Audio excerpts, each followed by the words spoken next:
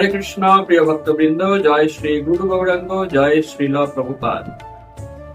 সামনেই আসছে জগন্নাথ দেবের রথযাত্রা, আর তারও আগে স্নান পূর্ণিমা।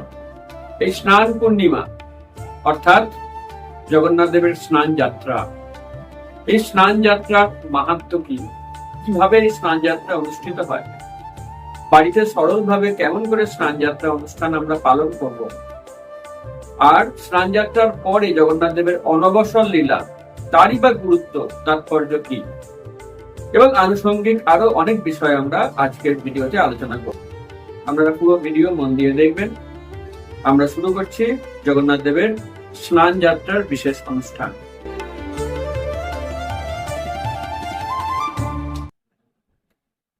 জগন্নাথ দেবের আবির্ভাব তিথি হচ্ছে এই স্নান পূর্ণিমা।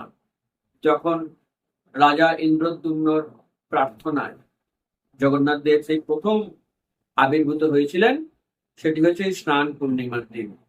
তাই সেই তখন থেকে আজও স্নান পূর্ণিমার দিন জগন্নাথ দেবের আবির্ভাব তিথি মহা সমারোহে পালন করা হয়।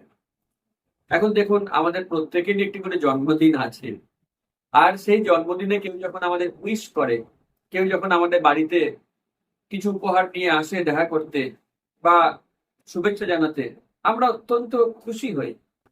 আমাদের হৃদয় সেদিনকে খুব দুর্বল থাকে এবং আমরা অনেক কিছু ওই দিনকে সবাইকে খাওয়াই বা অনেক কিছু আমরা তাকেও পাল্টা উপহার দিই।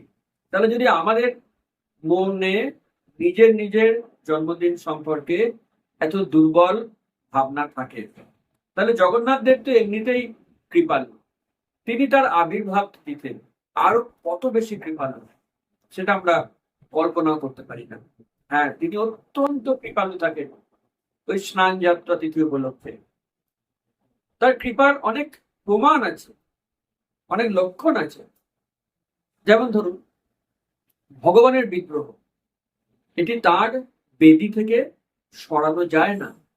তিনি জগন্নাথ দেব, তার যে সারা বছরের আসন মন্দিরের মধ্যে, যাকে বলা হয় রত্ন সিংহাসন, রত্ন বেদি, রত্ন মণ্ডপ, যাই বলুন না কেন, তিনি দুবার সেই রত্ন মণ্ডপ থেকে বাইরে বেরিয়ে আসেন, এক স্নান যাত্রার দিন আর এক রথযাত্রার দিন। কেন বেরিয়ে আসছেন বাইরে? আমাদের কল্যাণের জন্য, আমাদের দর্শন দেওয়ার জন্য। কারণ জগন্নাথ দেব জানেন যে তার স্নান, এটি দর্শন করলেও পরম মঙ্গল হয়। এখন যদি তিনি মন্দিরের গর্ভগৃহে স্নান করেন, কয়জন মানুষ দেখতে পাবেন? তাই তিনি সকলকে দর্শনের সুযোগ দেওয়ার জন্য রাজপথে বেরিয়ে এলেন। দেখুন, স্নান একটা খুব প্রাইভেট বিষয়, ব্যক্তিগত বিষয়। আমরা বাথরুমে দরজা বন্ধ করে স্নান করি, আর জগন্নাথ দেব স্নান করছেন খোলা ময়দানে, খোলা রাস্তার উপরে, যাতে লক্ষ লক্ষ মানুষ দর্শন করে উপকৃত হন। তাই তিনি রত্ন মণ্ডপ থেকে বেরিয়ে আসেন স্নান মণ্ডপে স্নান করার জন্য। আর তারই স্নান, এটিও একটি অদ্ভুত বৈদিক প্রক্রিয়ায় সম্পন্ন হয়। জগন্নাথ দেবের মন্দিরের যে হস্তিদ্বার, তার কাছে রয়েছে সোনা কুয়া। তো এরকম শাস্ত্রে লেখা রয়েছে, এই স্নান যাত্রার আগের দিন সমস্ত তীর্থের জল ওই সোনা কুয়ার মধ্যে প্রবেশ করে। কেন না, তীর্থগুলি চান জগন্নাথ দেবের স্নানে তারাও একটু সেবা করুন, অংশগ্রহণ করুন। জগন্নাথ দেব কৃপার একেবারে অবতার, তিনি সেটা অনুমোদন করেন। তো সেই সোনা কুয়া থেকে 108 স্বর্ণ কলসি ভরা জল আগের দিনকেই তুলে আলাদা করে রাখা হয়, এবং সেই জলে চন্দন, কুমকুম, অগুরু ইত্যাদি সুগন্ধি মেশানো হয়। শীতল জল আবার সুগন্ধি মেশানো হয়। জ্যৈষ্ঠ মাসের গরম, তো এই প্রচন্ড গরমে দিনের বেলায়, দুপুর বেলায় 108 ঘড়া জল মাথায় ঢাললে তো আনন্দ লাগারই কথা। জগন্নাথ দেব অত্যন্ত আনন্দ পান, আর তিনি তার বড় বড় দুই চোখ দিয়ে দেখেন সামনে লক্ষ লক্ষ ভক্ত, তারা জয় জগন্নাথ, জয় জগন্নাথ বলে দুহাত তুলে নৃত্য করছে, হরে কৃষ্ণ মহামন্ত্র কীর্তন করছে। আর হাজার হাজার ভক্ত লাইন দিয়ে দাঁড়িয়ে, কেন তারা জগন্নাথদেবকে স্নান করাবে। কারোর হাতে একটি ডাব রয়েছে, ডাবের জল দিয়ে স্নান করাবে, কারোর হাতে গঙ্গার বা যমুনার জল, কারোর হাতে দুধ। তো এরকম ভক্তরা নিজের প্রাণের তৃষ্ণা অনুযায়ী বিভিন্ন মাঙ্গলিক দ্রব্য নিয়ে আসেন জগন্নাথকে স্নান করানোর জন্য। এবং দেখুন, যদি কেউ চান রাধা মাধবের বিগ্রহে অভিষেক করবেন, পারবেন না। ব্রাহ্মণ ছাড়া ভগবানের বিগ্রহ স্পর্শ করার অধিকার কারণ নেই। কিন্তু জগন্নাথ তো জগন্নাথ, তিনি কোনো বর্ণ ধর্ম কিছু দেখেন না। যে কেউ এসে জগন্নাথ দেবকে অভিষেক করাতে পারবেন, স্নান করাতে পারবেন। এবং হয়টাও তাই, হাজার হাজার ভক্ত সারা দিন জগন্নাথের মাথায় জল ঢালছেন, দুধ ঢালছেন, স্নান করাচ্ছেন। জগন্নাথের খুশির অন্ত নেই। এইভাবে সারা দিন ব্যাপী চলে স্নান যাত্রা উৎসব। এবং হ্যাঁ, অন্য অনেক ভগবানের আবির্ভাব কি রয়েছে, রামনবমী, জন্মাষ্টমী, গৌর পূর্ণিমা, সেগুলো উপবাস করতে হয়, তাই না? নির্জলা উপবাস করতে হয়, হাফ ডে, ফুল ডে, যাই হোক। কিন্তু জগন্নাথ দেবের কৃপা এমন, উনি বলেন না, আমার জন্মদিনে উপবাস করার দরকার নেই, বরং আমার মহাপ্রসাদ সবাই একেবারে আকণ্ঠ গ্রহণ করো। তাই জগন্নাথ দেবের স্নান যাত্রায় উপবাসের কোনো বিধি নেই, একেবারে পেট ভরে জগন্নাথের প্রসাদ খেয়ে আমরা স্নান করাতে পারি। তো এত স্নান করার পর শরীর ঠিক থাকে, জগন্নাথ দেবের জ্বর আসে। সাধারণ জ্বর নয়, প্রেমের জ্বর। কিসের প্রেম? কেন প্রেম? না, জগন্নাথ দেবকে সারা বছর ধরে ব্রাহ্মণেরা সেবা করেন। আর যারা শবর, শবর মানে শুকর ভোজি, শুকুরের মাংস খায় যারা, তাদেরকে শবর বলে। সেই যে বিশ্ব বসু ছিলেন, মনে আছে, শবর রাজা, তার যারা বংশানুক্রমিক উত্তরাধিকারী, সেই শবরেরা আজও আছে। জগন্নাথ দেবের ইচ্ছা, সারা বছর তো আমি ব্রাহ্মণদের কাছ থেকে সেবা নিই, কিন্তু এই শবর, দৈতাপতি, এরা আমার একেবারে পরিবারের লোক, নিজের লোক। তো স্নান যাত্রার পরে 15 দিন জগন্নাথের ইচ্ছায় কেবল শবরেরাই তাকে সেবা করবে। ব্রাহ্মণদের ঢোকার অধিকার পর্যন্ত নেই। জগন্নাথ দেবের মন্দিরের দরজা বন্ধ, দরজার ভিতরে, ঘরের বা গর্ভগৃহের ভিতরে কেবল শবররা আর জগন্নাথ, আর কেউ নেই। এখন জগন্নাথকে ভোগ অফারিং করা, তার আরতি, অর্চন, তার জন্য তো অনেক মন্ত্র দরকার, ব্রাহ্মণ দীক্ষা দরকার, গায়ত্রী দরকার, অনেক ট্রেনিং দরকার, যেগুলো ব্রাহ্মণরা এক্সপার্ট। শবররা কিচ্ছু জানে না, না জানে মন্ত্র, না আছে তাদের কোনো গায়ত্রী, না আছে কোনো ট্রেনিং। তবু তারা যা করে জগন্নাথ দেব খুশি, যেটুকুনি করে জগন্নাথ দেব খুশি।